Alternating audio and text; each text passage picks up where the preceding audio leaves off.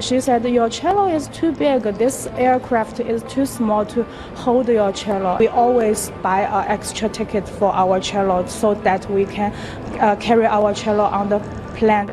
And I think that the way they handle it is humiliating. Now, you have so many chances to tell me you cannot abort yesterday.